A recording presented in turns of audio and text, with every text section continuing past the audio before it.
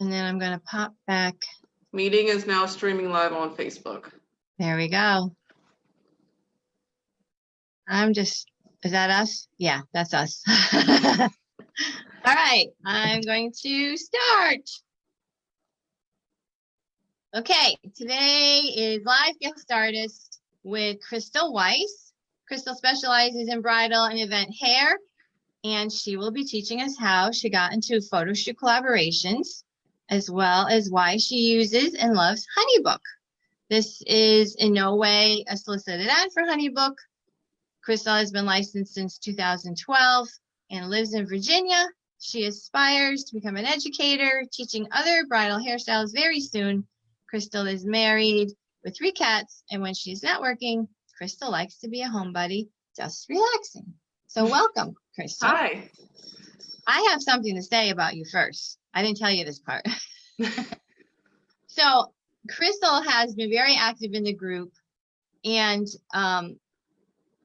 posting as a member, posting her photos, helping answer other questions, and also investing in her career through courses and upgrading her tech and getting on her way towards her goals. So that's what inspired me to ask you to come on over and, speak to the group.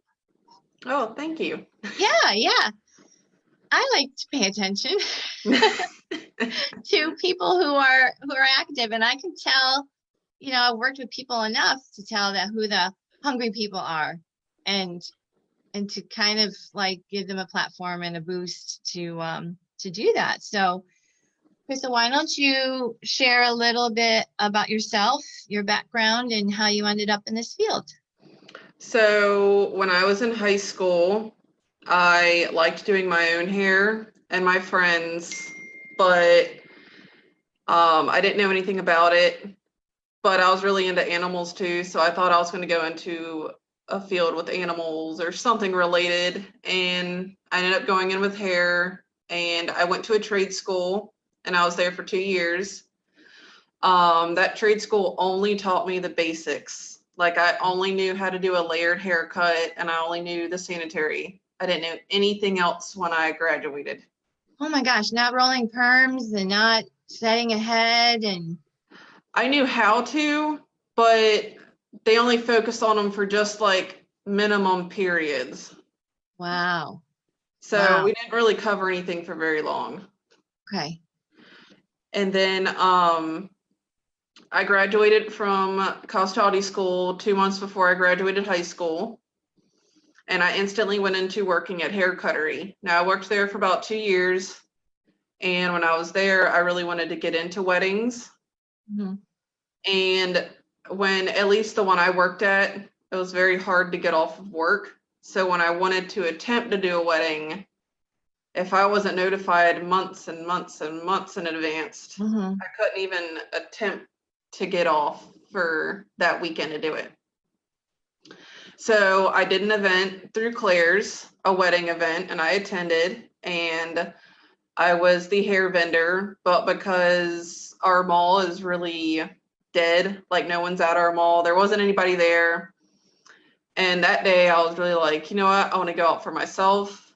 I want to at least actually build a clientele and just do more for me. So I put my 2 weeks in, and a week later I started working at a commission salon.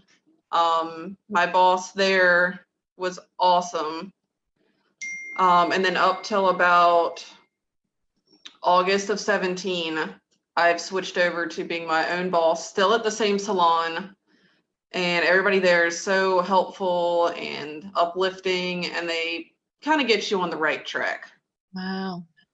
That is, I would say that's very brave. Like, a lot of people feel like they need to have everything mastered. Like, I need to know how to do all the updos, and I need to know how to do this, and I need to know how to do that, and I need, years under people. But you really knew. What drew you to special event hairstyling? When I was, go ahead, sorry.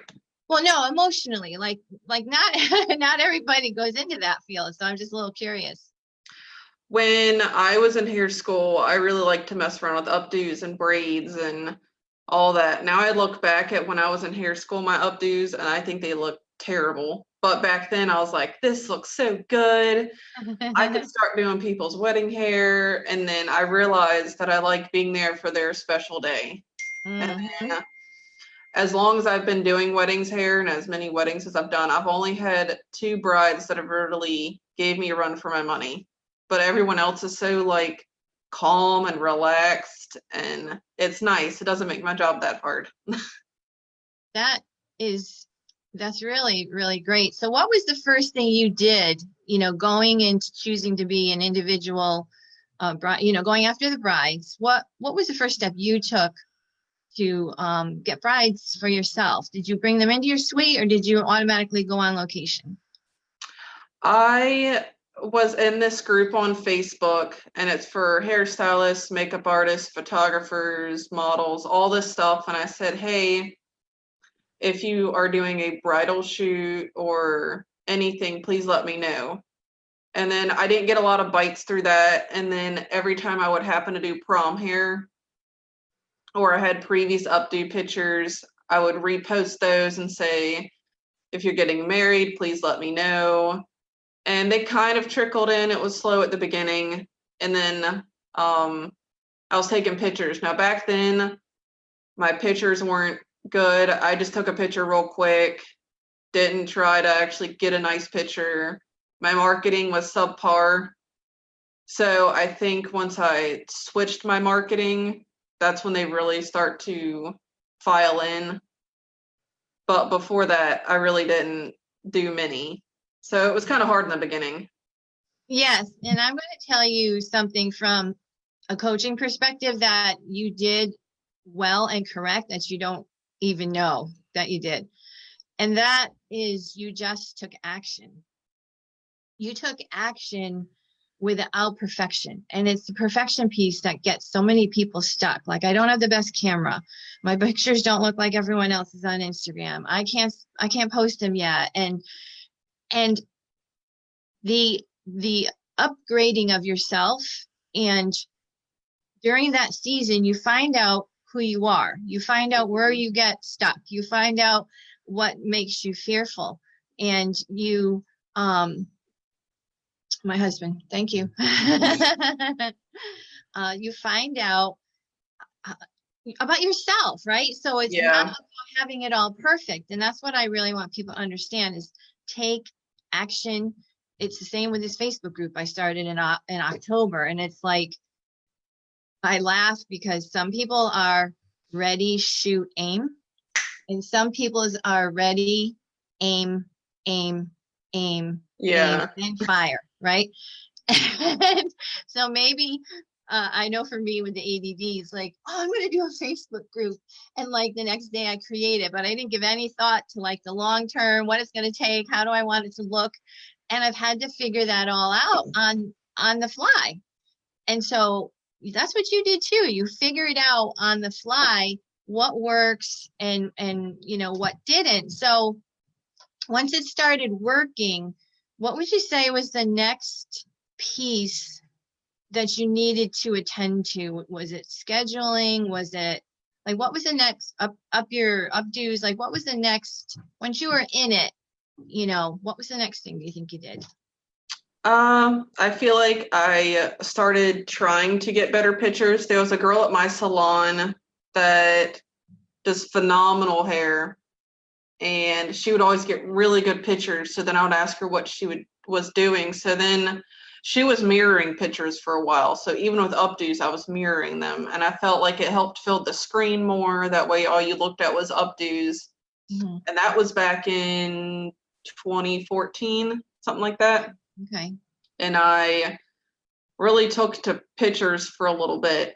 And then my phone went out on me. So then that's when I was creating a actual Facebook page. And I found all of my old clients and people that I knew that were potentially getting married and friends of friends. And I was constantly sharing my business page on Facebook.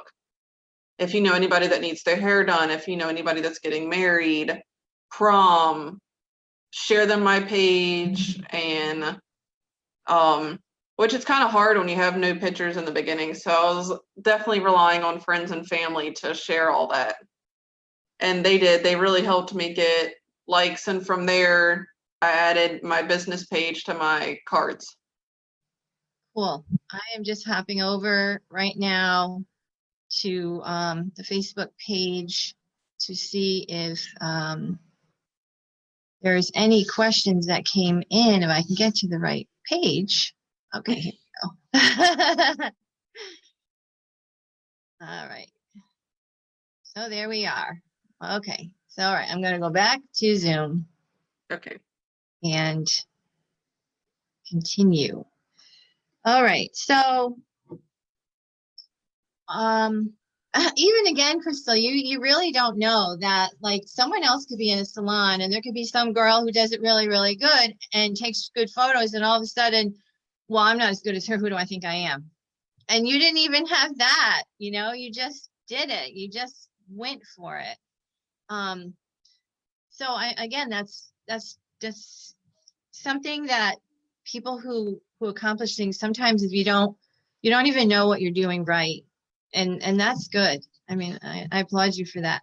Well, it's good to hear that. Yes, absolutely. It's so important to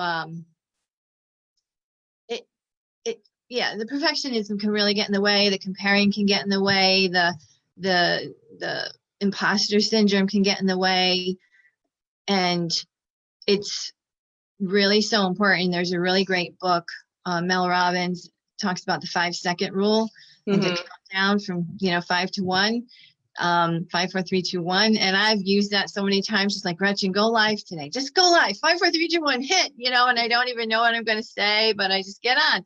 And so it's so important to do that, to reach your goals as part of the process.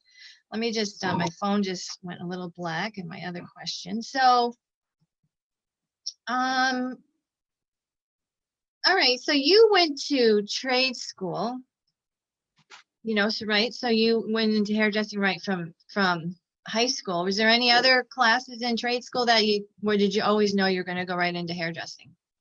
Well, my trade school offered like nursing and nails and automotive tech and some computer science thing.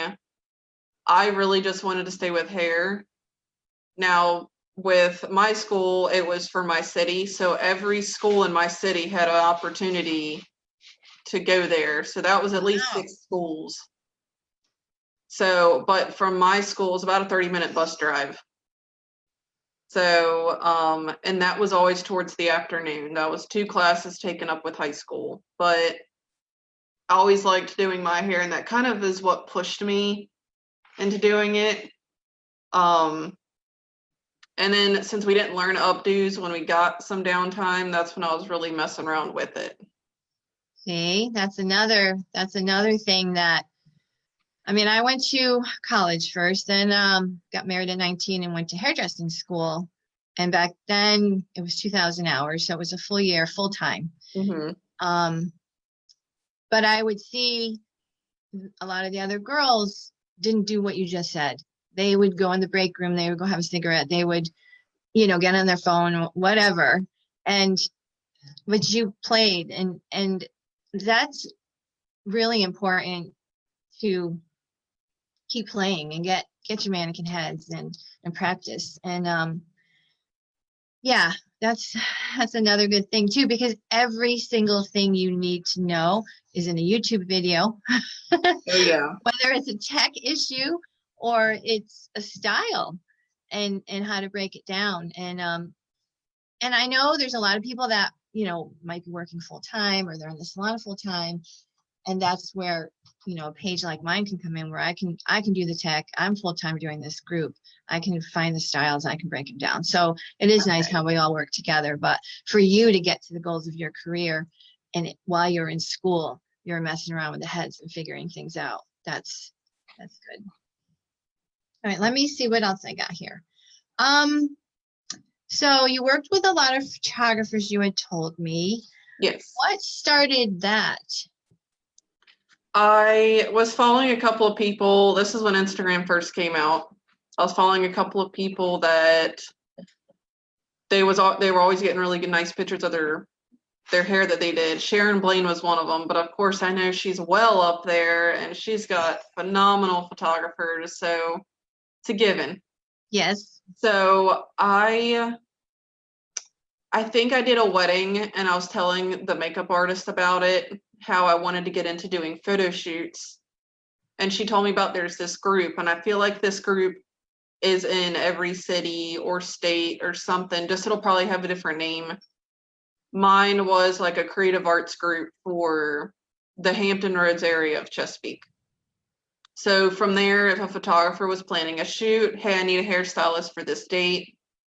Hey, I need a makeup artist, this date, this time, this location, and 90% of them weren't even paid.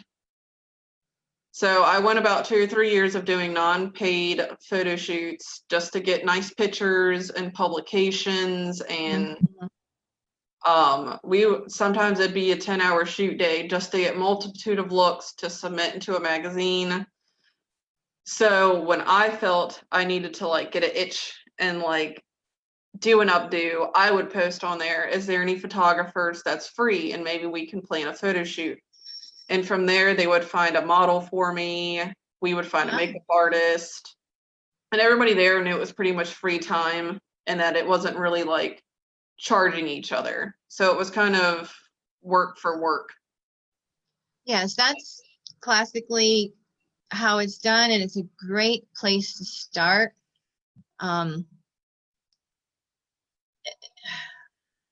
Today you guys have that, that opportunity for sure that that I didn't have back when I was networking and dragging myself to meetings and running into photographers and stuff. But yeah, I guess what I'm saying is there's no excuse. It's so easy. It's at your fingertips. And I thought that's a really great idea. So you post a picture of an updo, and photographers love, your work is making their photographies better, and their photography is making your work better. And some of the other collaboratives I worked with, there was a headpiece person, there was a wedding gown designer. Okay. And there, and there was me doing hair and then someone doing makeup. And we had a number of shoots, and they were just spectacular because when, we could do okay for ourselves, that gets us brides in the door, but to really up your game and have a really nice collection of professional looking work, you got to step into that next level. Yeah. And not again getting stuck in doubting yourself, just going for it. I absolutely agree. So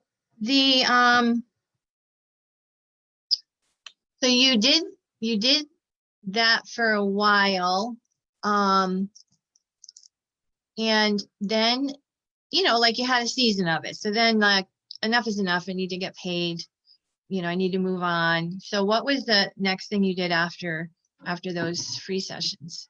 Well, since I was getting busier in the salon with doing cuts and colors, I kind of was like, I'm not spending all of my free time doing a photo shoot that I'm not going to get paid for, and I'm buying all this product. And my name was already starting to get out there, so I felt like I could take a break from that side and go back to doing my cuts and colors. So I got busy with that for a while. And I could tell I was really into photo shoots and publications in 2015 because I found the whole stack of my old publications, and they are all from 2015. So that must have been when I was really into it, really like almost every weekend trying to do a photo shoot. But I was wearing myself thin, and I was meeting photographers that I wasn't 100% like either comfortable with, or like they weren't giving me my photos, or just kind of rubbing me the wrong way. So I backed out of that scene for a little bit, and I focused on doing cuts and colors. And from this salon, they get a lot of walk-ins for weddings and all that. So then I kind of really got to step more into weddings then. Interesting. I like what you talked about with the photographer, because there are all kinds of photographers who have different specialties. Like some photographers Fashion and beauty photography is a whole niche than just wedding. I know they're mixing because the brides want a lot more fashion shoots for their weddings. Oh, I see your kitty. Hold on 1 second. Okay. Sorry, she's having a tantrum right now. Mama's not paying attention to her. Yeah, so go with your gut. You're literally, because my husband and I have a mental health practice, we stay up on a lot of the mindset and mental stuff. And just today we were listening to a YouTube video from a scientist talking about there's actually brain cells in the heart that tell the brain. So when you're having that intuition feeling about someone's a little sketchy or someone's, they're coveting their work. I had one photographer who was really, really good, but he would give me images that were so small that the resolution was useless. I couldn't use them. No.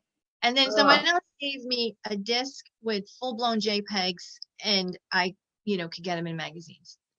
Oh my gosh. So that's important to pay attention to as well, and go with your gut on that. And it doesn't mean that's not the right one. There's someone else out there that is the right one. I would say the photographer who was a little coveted of his photos was amazing at posing models, like amazing. And that's another thing. I would not sit in the corner and wait to change the hair for the next shoot. I would be on my feet behind his ass. Yes. Seeing what he's seeing. Like, what are you seeing? And he'd be like, see how her foot, there's the wedding gown, and I want the foot to fit in right there. So there's the circular thing and the whole composition of the photo and the way he would move shoulders and heads. Like, I learned so much from him. So it's also a mindset that when you go into one of these projects that you open your mind to learn something. You're not always there for what you signed up for, but you're going to learn something. You're either going to listen to the way he talks with clients on the phone. You're going to see how he treats his models. You're going to learn stuff from the models, There's so much to learn, and we can't just go in with this one agenda. We have to go in open and walk away from it. And when it's not serving you anymore, like you figured out, then you move on to something else. And I always say there's no right or wrong. Pay attention to what's going on inside of you, and you're making those decisions for your career. Oh yeah. So that is good. Good. So tell me about how you got into magazines. What steps did you take with your images?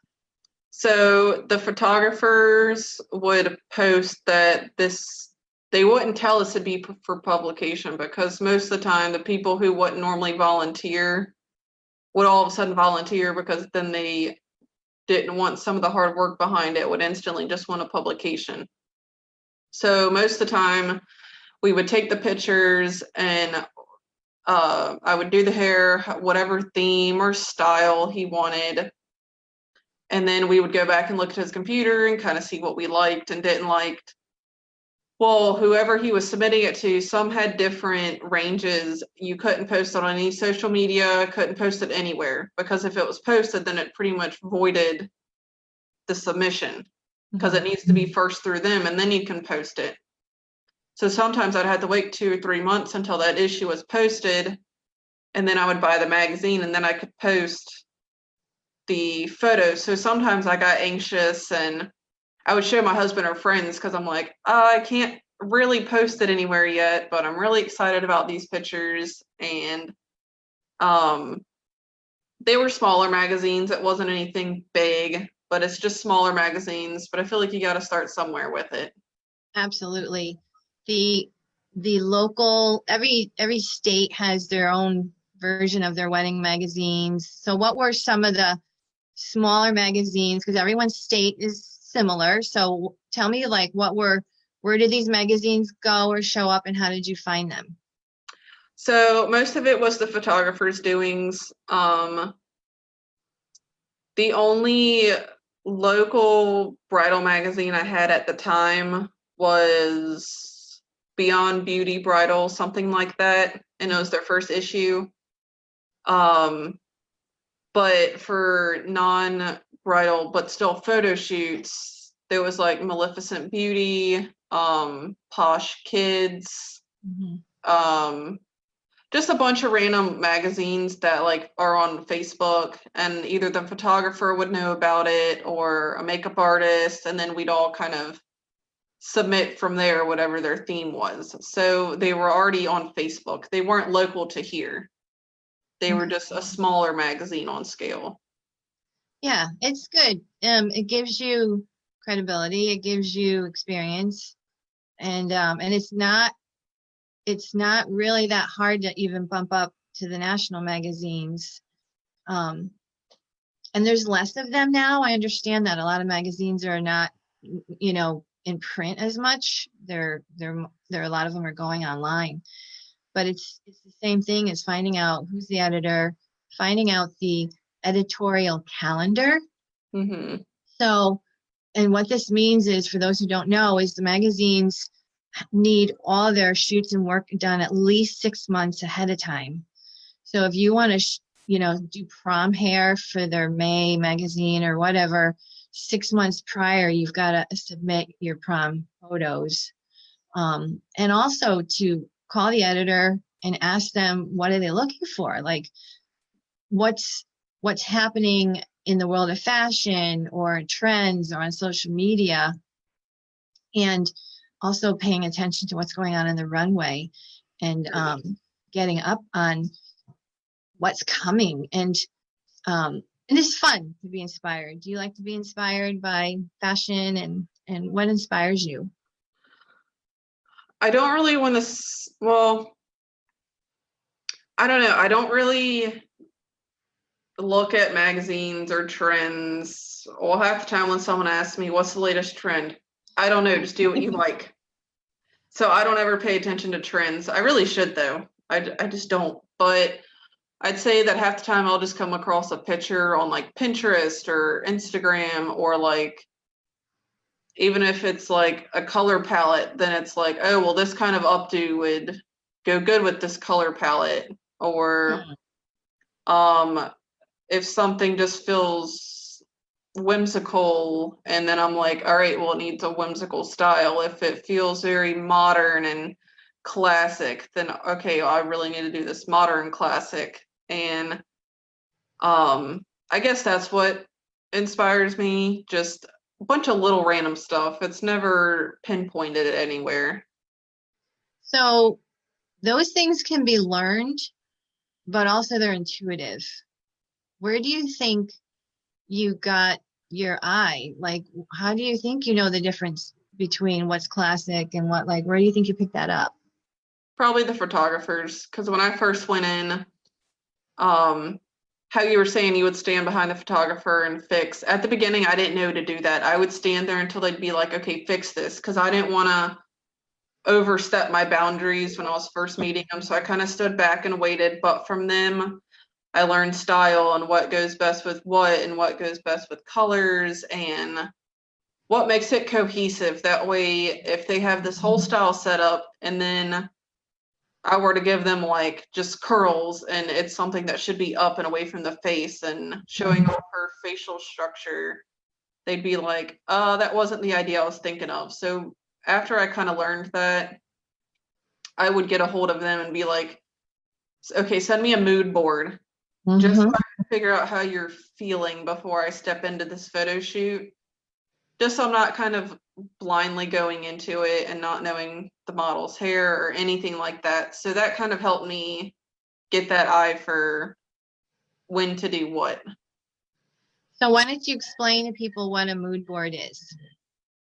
A mood board is however you have a feeling for a photo shoot. They'll send clothes or colors or textures, or most time they get a bunch of pictures off the internet, and they'll be like, their makeup's going to look like this or somewhat like this. The hair is going to look somewhat like this. The dress will look this certain way.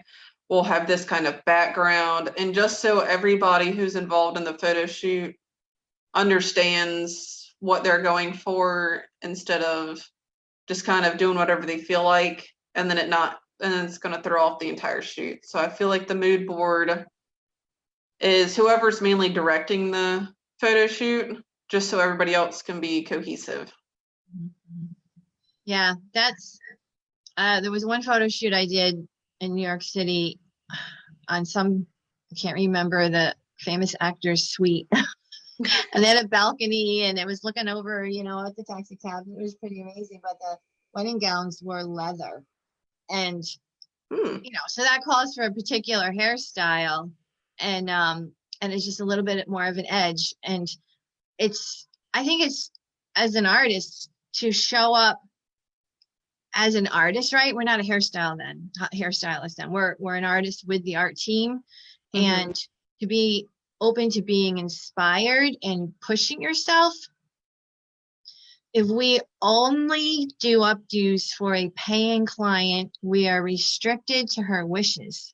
So our art never grows. We become, I like to say it, I don't want to be a waitress and serving you off the menu. I want to be the chef in the kitchen, working with today's catch, of the day. And so it's a shift in the mind, and that is going to grow your confidence. That's going to say, I just want this kind of bride that's open-minded. I don't want these brides that want everything on Pinterest. I want brides that are a little bit more, open to things. And anyway, so is there anywhere else besides Facebook? Do you network with any do you network with any wedding places or anything else like that? I currently do now. So there's a couple of just local groups for my area, just to keep up with like neighborhood stuff. And I believe every like Wednesday you can post your business and advertise. And then there's another group, they don't have any restrictions. So that way I don't feel like I'm bombarding them. Every couple of months, I'll send my business page and I'll send like a gallery of my best pictures and I'll make it a post. And I'll be like, hey, I'm currently booking for now. That way they think you're a little bit more full than you are. And then they get a hold of you. Yeah. That's a little trick I just learned recently, because normally I didn't used to do that. I used to just say I was wide open and then they wouldn't pick up on it. So, but I'm in a group for brides that's in this local area planning weddings or just got married. They can sell stuff. They can talk about vendors. They can post what they need. And the vendor is allowed to comment and other brides are allowed to comment and recommend. And then I just got added to a different group of different vendors and for bridal shows. So hopefully next year I'll be doing a bridal show, but I'm trying to learn how they do stuff before I just jump into it. So yeah, it would be a good idea to go to a couple of bridal shows. And usually they run in the spring and the fall for the brides the following year. And when I did a lot of bridal shows, I would offer my services to the models, because there's always a fashion show at the bridal shows. yes. And so I would offer my services to the models in exchange for like a table. Okay. And yeah. And another thing I did, if you need power, because I would always do updos at the wedding show, the brides would line up 20 deep waiting to get their hair done at the bridal show. And it was so much fun. And so sometimes a power booth costs another level, but maybe your neighbor has a power booth and they get a big 4-prong box. And I'm like, can I have one of your outlets? And I would always come with extension cords and power cables, and I would always bring wire and duct tape and pliers and scissors and just pack your kit with anything that you can think of, that to hang your sign, to hang, what is that you have to do. That's a really smart idea. Yeah, it was fun. I really loved it. And then I would bring my own models. So I would bring my daughter at the time, fit perfectly in my wedding dress. And so I did her hair. And so she basically walked around the show passing out my cards and telling people what booth, my hairdresser was in. That's awesome. Yeah, that was fun. And I like what you said. There is I've been reading a lot of books about persuasion marketing. And so this idea of scarcity, which you were talking about, like you say, I'm wide open. No, no, no. You need to say, I have a few dates left. And there's just something about it that makes people like, oh, I better get in, that urgency thing. So the TV commercials do it to us. There's no reason why we can't operate in that same avenue of, no reason. Let me I ask. definitely wish I knew that earlier. Hey, you know what? It comes when it comes. All right. So this is the main question. And after this question, then we'll move on to HoneyBook. Okay. So what are the first 2 steps you can tell those in the group to take that will move them forward and get them closer to their own collaborations? First thing that you think they should do.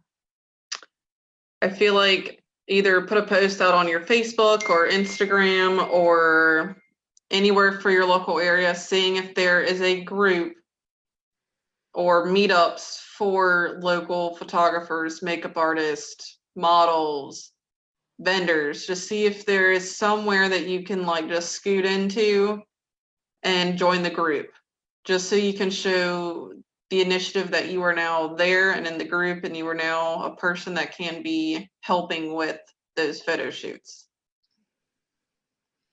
Good. And what would be the second thing? Second one is really find your drive, because if you're there and you're just like, yeah, I'll do it, like I happen to be free. No, I feel like you need to show that initiative. Yeah, I'm here. What time? Where am I going? What do I need to bring that isn't my kit? Is there anything you need help with? Do I need to get there early to help you set up? Like, show the drive. They catch on to that. They absolutely know who's just sitting there waiting to be picked versus someone who's like, use me. Like, I've got this talent. Let me show you, kind of thing. That is the absolute best advice. When we level up ourselves, we're going to run into people of the next level of character. People who show up on time, who show up early. Like on time is early to me, at least. Yes. Every wedding, I would half hour early, find the coffee shop, get a coffee, center myself, and go to the bride. And so for you to say, can I show up early and help you? Yes, that's hunger and that's professional and that's character, and they can rely on you. There's 10 girls that could do hair, but there's only a few that can make their job easier. And that's what you figured out. You figured out all these amazing things. How did you figure out? It's in you. Tell me where you learned some of that. Well, growing up, my mom was always the person that's 20, 30 minutes early. And if you're on time, then pretty much, well, you could have shown up earlier. So because I'm what they call navigationally challenged, I can't get anywhere without a GPS. I always make sure I have at least an extra 20 or 30 minutes. And then like you said, I'll grab coffee or I'll just sit there and relax and just make sure I'm on time. There's been a couple of times I've shown up to the venue before the bride and I'm like, oh, are you here yet? Like, I don't see any cars. No. Oh, okay, well, bride's here. Oh, well, sorry, the hairstylist is here. So I guess from my mom always being early and then me finding the drive when I was doing all those photo shoots, it just kind of pushed to where I just wanted to do more and learn more. And I used to read a ton of articles and watch a lot of YouTube videos on like doing photo shoots and what to bring and how to advertise. And there was a while where that's literally all I did. All my free time, that's all I did. So I guess reading all those little points here and there just kind of helped form me to just be so structured with this. So yeah, that is, I'm so glad to hear that, because it doesn't happen by accident. We can't wait to be discovered. We can't wait for this. And our talent is not going to get us there. That's what the thing is. I think people really need to know. Your talent is not what's going to get you there. It's all the other things. oh, yes. Because and yeah, that's so key for them to know that. So, okay, so tell us about HoneyBook. You mentioned HoneyBook, and then all of a sudden I realized I have a HoneyBook account. I have a free one. So every once in a while, I'm a little near Boston, so I'll get a notice, right? Mhm. But I haven't upped any other level because I'm not doing brides currently. And so tell us what HoneyBook is and what it does for you and why you like it. So before I found out about HoneyBook, I was using contracts that were very subpar. They were on the paper where if you wrote on it, the other paper copied it. I would keep the top copy, they would keep the bottom, and that way they had everything written down. All I had was bare minimum, how many people, what the location was, their contact information, their venue, and all the contracts said was just that they were securing that date and that they had a down payment. And that was really about it. So there's a local makeup artist here, and she's very well known. She stays busy with weddings. And every time I would happen to have a wedding with her, she goes, well, do you have electronic yet? And I said, no, I'm always worried about the computer glitching and it just losing everything. And she goes, I'm telling you, get it. So then I kept staying with my paper stuff. And then I had another wedding with her, and she goes, seriously, you need to get electronic. So she had a different system then, and then I hadn't worked with her for a little bit. So up until about 3 or 4 months ago, she said, I want to show you this system, and it's made my life so much easier. So she sat me down at her house and told me about HoneyBook. And it seriously made my life so much easier. Like, I don't know why I was resistant to it. I guess I was so stuck in what I was doing that I was like, it can't get any better. No, this is absolutely better. So That's true. There's always better, and it comes after a little bit of frustration and a little bit of resistance pushed aside. So good. And how much is it? Well, you have your own story. I guess we could put that out there about, everything is negotiable, right? So why don't you tell us what you did? So the makeup artist had told me that she pays like $25 a month. And she said that the price was way higher. And she talked to him like, you can definitely make them go down because there's another website that's kind of like that, but it just isn't set up to be as organized. So when she sent the referral link, which I actually just posted it to the group, the referral link to HoneyBook, when I got onto the phone with them, they sent me a 7-day trial, and it shows me how to set up everything, and I can send them documents and they'll word it if I need help. They'll word it nicely, and anything you send to them, they'll find out what section it goes to. And there's people that are always a live chat. Like, they're always ready to answer your questions. So for those 7 days when I had it, I didn't really touch it much because I didn't want to feel like I was bugging the people that run the thing. So, which is stupid. That's why they're there. And they said, yeah, well, it's about $40 a month. And I said, I'm not paying that. And they said, well, I mean, we could go down on price. I said, yeah, there is another website just like yours, and that could easily do the same thing, and they're half of your price. So I got them to go from 40 to 20. So I pay $20 a month for it. So. Good. Yep.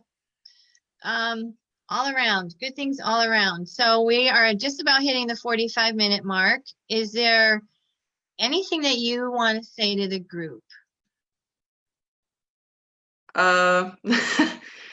Well, thanks for letting me be a part of it. I love seeing everybody's work, and I like seeing how everybody in their own head is figuring out how they're going to do something, because I know that if someone tells me how to do something, it's not going to click, but if another person shows their way, then it's going to click. So I know between everybody in this group, we're going to figure out how to achieve the look we want, or the confidence, or the business side.